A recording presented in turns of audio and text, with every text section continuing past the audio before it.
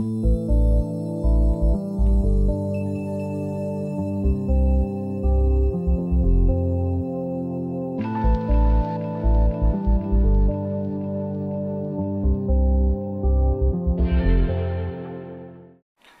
morning and welcome to this little blog. We've put some questions out onto Facebook about what people want to know about the Gigantica complex, and here they are. So the first one is from Dean Woolard, and Dean says, what's my favourite swim and what rig would I use in that swim? Well, Dean, my favourite swim is the one that's got all the fish in it, and I know that seems like an easy answer, but they've got fins, they swim around, and not the same swim is the best one all the time. So I used to in the past have a swim in my head before I got there, and that worked for me really well at times, but other times I blanked.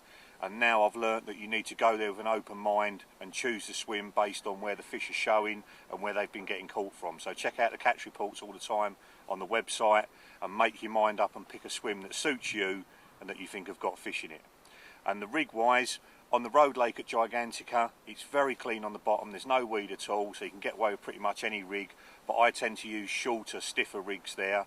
So a short combi link, 4 to 6 inches long, or a stiff rig made out of fluorocarbon, again 4 to 6 inches long, standard lead system, either an inlined or a lead clip would work on there. I've dived that lake a lot and the bottom is very firm there. I've actually had my hand in the bottom and no lead's going to sink into it, so pretty much any rig will work. And then on the main lake I tend to use the cog lead system because it's very, very aggressive, and I use that with an IQD rig generally because again that's very aggressive, and I cast around at the start of session with just a lead on the end of my marker rod to find a clear area, and then I fish that clear area with that rig. The next question is from Hoopy, and God knows how you pronounce his surname, Oskir Chorawar I think it is. I'm sorry if I got that wrong. Why don't we allow bait boats on the lake, and why don't you see any of us using bait boats in the filming? Well, we're not allowing bait boats on the lake because everyone's swim ends up being as big as the bait boat will go. So if the bait boat goes 300 metres, that's how big the swim becomes. Everybody wants to be in the middle of the lake and they're all fishing in a little tiny area. The fish are absolutely petrified and not a lot gets caught.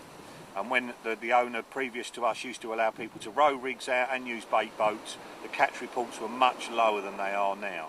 And on the main lake at Gigantica, in the springtime you want to be fishing really close in, and I mean literally from the end of the rod tip out to about 40 yards. And then as the fish spawn and the summer cracks on a bit more, the fish, oh, little bleep on the right hand rod there. As the summer goes on, the fish move further out. But because the spots that get bait are generally in the summertime 60 to 100 yards out, the fish stay at them sort of ranges to feed. You'll see them showing in the middle, but you don't need to be there.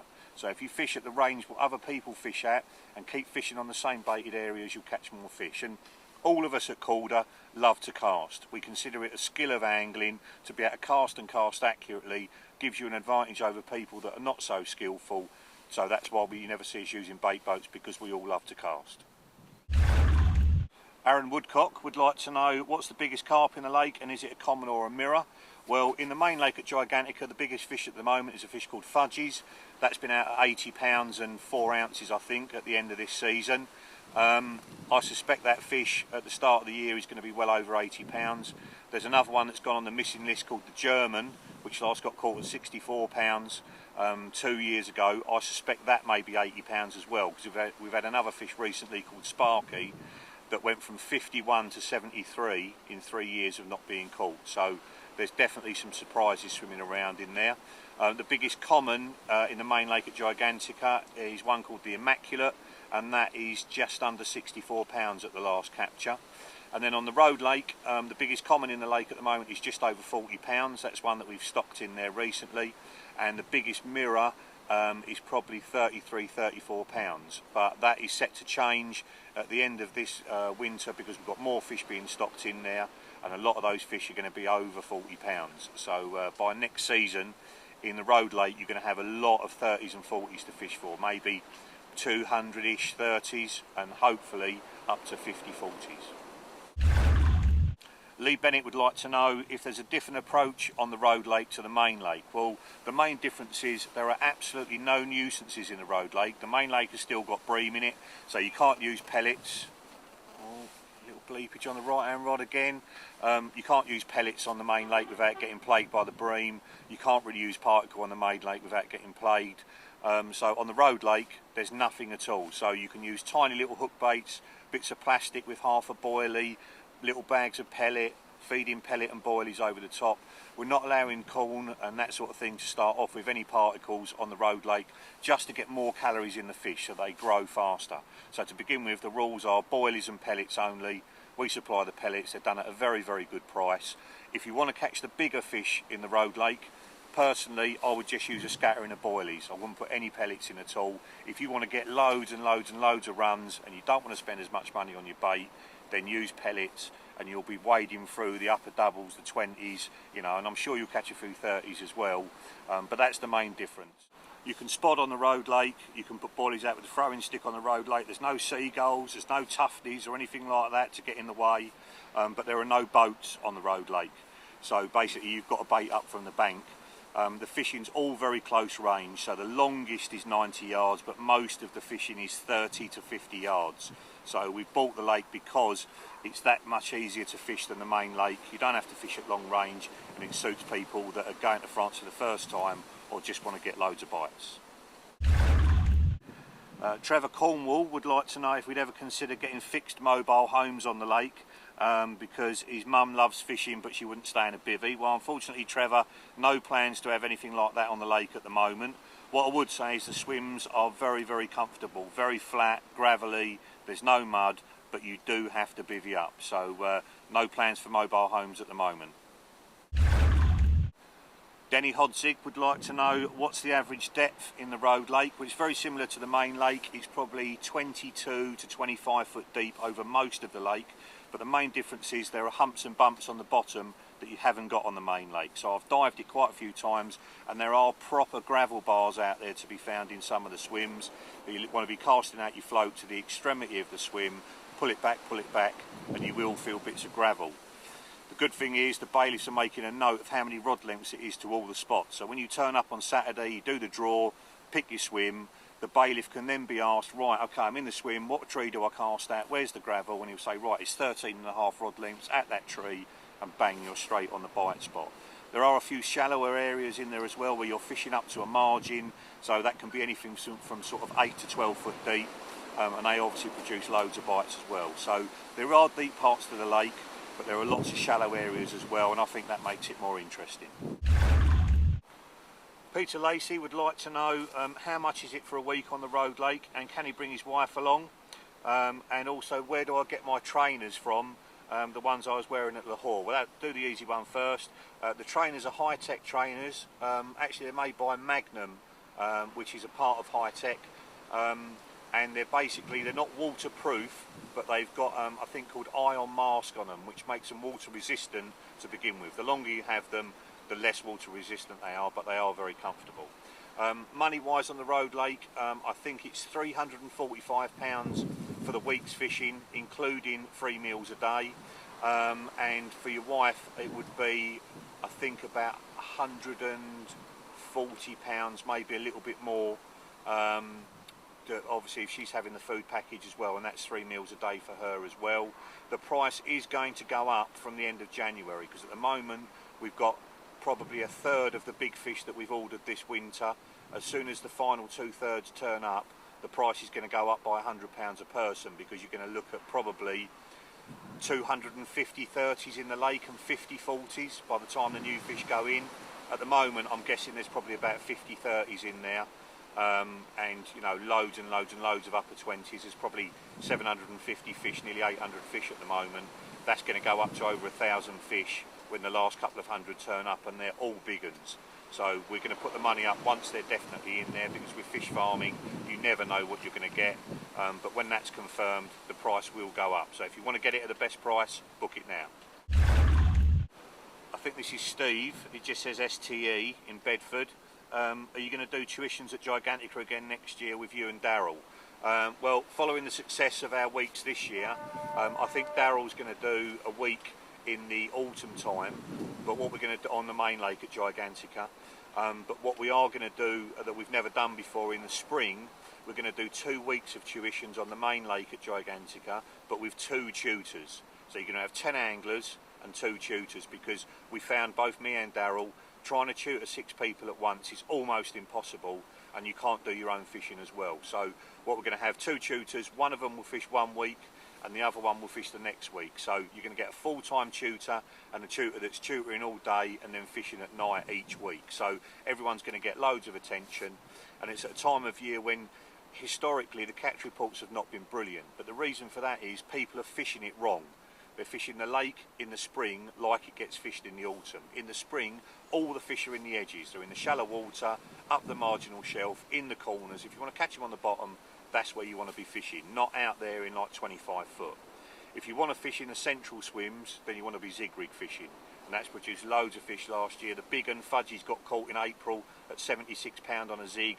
The bloke had a 43 pounder and a 28 as well, and he'd never fished zigs before, and that's just working it out on his own with a little bit of help from the bailiffs. Now you're going to have someone like Daryl standing in the swim with you, showing you how to tie a zig, showing you how to cast a zig. So if you want to learn how to zig rig fish and catch massive fish, then you've got that option. If you want to fish in the corners, be a little bit crafty, fish on the bottom, boilie style, then you can do that as well. With 10 anglers on the lake, 5 people are going to end up in corner swims or near shallow water, and the other 5 are going to end up out in open water and probably zig rig fishing. So a unique opportunity. I think we're only going to do it next year, and I'm sure the catch reports that we get from it are going to be phenomenal. Anthony Warren asks, is a week 7 days or is it Monday to Friday? Well, the weeks are 7 days. They start on a Saturday. You need to be at the lake by 1 o'clock. We let people in, have a look round, and then we do a draw at 2 o'clock, and basically you pick a number out of the bag. If you pick number 1, you get first choice of the lake. If you pick number 10, you get 10th choice of the lake. So if you only wanted to do 5 days, you'd still have to pay for a week, and you'd have to turn up on Saturday to be in the draw. If you turned up on a Monday, then the draw would have been done and you would have been slotting in with everybody else. Andy Payne would like to know, he can see from Thinking Tackle that the lakes are gin clear. Does he think clouding the lakes would help? And by that he means more fish landed and more runs. Well, how you would cloud the lake, I don't know. We are thinking of chalking the lakes, which is really good for starting the natural food in the lake. It eats away any silt that's on the bottom as well. I've checked it out with Simon Scott and some of the guys that work with him, and there is no downside to putting chalk in the lake. Obviously, having a 35-acre lake and a 30-acre lake, you need literally tons and tons of chalk, and that's got to be put in by hand. But literally you can put it in and get bites straight after it. So there are plans to do that in the closed season because it really serves the lake. That does sometimes cause an algae bloom which cuts down the visibility. That can only be good for getting bites, but to be honest, we've had loads of bites there in the summer this year on the main lake when it's been gin clear. In the middle of the day, the key is to get the fish feeding, you know, so if you put the right amount of bait in the right spot, the fish start feeding and you will get bites anyway. So the lake really has got a hard reputation because a lot of people fish it wrong. They come with a planned idea that's not the way to fish it, and they will not deviate from that plan. And the other thing is we get a lot of people on the main lake that have not really been carp fishing long enough. That's exactly what the road lake is for. If you've only been carp fishing a few years, you want to get some runs, get some fish under your belt, fish on the road lake. There's not a drop of weed in there. Wherever you cast it goes donk. Your rig's always presented, and there's loads of fish, 1,000 fish in sort of 28 to 30 acres. Then you can progress onto the main lake, or if you've been carp fishing a long time, you want a real challenge, go on the main lake, you're fishing for huge fish. There's obviously not as many of them. Still, I would say it's 400 to 500 in 35 acres, so it's not sparsely stocked, but it is more of a challenge. So if you choose the right lake, you should have a great week. Jordan Wyatt, he asks, is Gigantica the best place I've ever fished? And what lake would I say it's most like in the UK? I've fished so many places, to be honest, mate, that it's very difficult to say what is the best lake I've ever fished. Probably my favourite lake in France is Lac du Deux Chanticoq, because it is so wild. It's 16,000 acres, and you really feel like a tiny little person when you're fishing there. And when the wind gets up and the waves are crashing in, you know, it's a proper adventure. Nearly died on that lake as well, where our boat filled up with water and we were trying to play a fish. Only just got back to the bank. The boat sunk as we got into the margins and we stepped out of it holding our hearts. So that's probably my favourite lake. Gigantica is certainly my favourite holiday type venue because the fish are so magnificent. They go missing for 2 or 3 years at a time, and I sort of treat it like having a syndicate lake in another country now, because I go 4 or 5 times a year, and there are certain fish that I would absolutely love to catch. So does it remind me of anywhere back home? Yeah, I fished a lake called Mercer's Park in Surrey, which is very, very similar. Similar size, 35 acres, very, very deep, like Gigantica is, with big heads of fish. And when they turn up on you and they're all showing, you're pacing about behind the rods waiting for it to go. And the fight in deep water is absolutely fantastic. Totally different from shallow water fights. And even a 25 pounder feels like a monster in deep water, where they're you know, just lunging around under the rod tip. So that's the place I'd probably liken it to most. If you fish anywhere that's like a quarry, that's deep, it takes a long time for the lead to hit the bottom, then Gigantica is very similar to that. Daniel Allen would like to know, when the fish reach 30 pound in the road lake, will they be moved into the main lake? Absolutely not. We're actually not putting any fish into the main lake at all. We haven't done since we've had it. We've actually taken some fish out and moved them across into the road lake to thin the stock down so they grow bigger in the main lake. And you've got to be so careful when you're putting new fish in a lake. It's very easy to bring fish in that have got something that your fish can't deal with. It might be KHV, it might be SVC, it might just be a parasite they can't deal with, and you can wipe your lake out. So we're growing fish on from spawn in the main lake, and they're the only fish that will go back in there. And then on the road lake, we're putting fish in, but from 2 fantastic sources. One is Etang Lahore, just up the road. Paul Bachelier, that runs that, has got a fantastic reputation in the fish farming industry. And we've been putting fish in for the last few years, and touch wood, we've had absolutely no problems so far. And he's supplying a lot of our big fish for this winter in there as well. A lot of our 30s that are going in there are coming from him. So absolutely no, there won't be any transfer between the two, and we're hoping, where we've got this rearing system on the main lake now, we've got nursery ponds and a big stock pond. Every few years we're going to get another batch of the real biggest, fastest growing fish, and we'll be putting those into both lakes. Daniel Garner would like to know, what's the current record and how big do I think the fish will grow? I'm guessing he's talking about the road lake now. The current record that's been caught out of there is 36 pounds, but we have stopped a 40 pounder in there already, and as I've said, there are a lot more 40 pounders coming this winter, hopefully up to about 45 pound. How big do I think the fish will grow? Well, the fish that have come via Paul Bachelier from Lahore have got pedigree to grow over 80 pounds. There's an 82 pound common in Lahore now, and that is probably the mum of those fish that we've got. So they've got a brilliant bloodline. They should grow really big. Lahore is very shallow, we're very deep, and because we brought the fish in at fairly small weights for France, they've taken to that deep water really well, and they are packing the weight on. So I think the more anglers that fish it, the more bait that goes in, the weight gains are going to be going up and up and up. And I'd like to think in the road lake we're certainly going to have 70 pounders in there one day, maybe even bigger. Sam Parker would like to know, when are the toilets and showers going to open? Good question, Sam. We've struggled all this summer to get them open, basically because of the rules and regulations in France and finding the right workmen. That is all now done. As they say, the Death Star is fully operational. The toilets and showers have been done to a very high standard. All the sanitation's in and everything. We've got electricity and running water over there as well. So by the time people start turning up the first week of April, everything will be working. There's a nice undercover area with an angler's freezer underneath it, with a fridge in it with cold beers and all that sort of stuff, and tackle on the wall. So basically, if you want anything, just point to the bit that you want and the bailiffs will go and get it for you. So it's just as convenient as the main lake. Ben Burton would like to know, what tips would I give him for someone going to fish France for the first time? Well, first of all, pick your water really carefully. That's really important. If you can go with somebody that's already been, go, because that will definitely put things in your favour.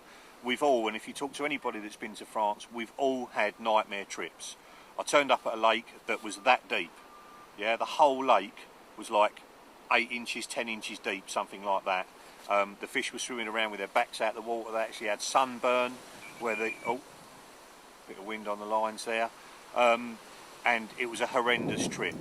We've all encountered things like that. So if you go with people that have already been and you're going to a lake that they've done well on, that's probably the biggest tip I can give you.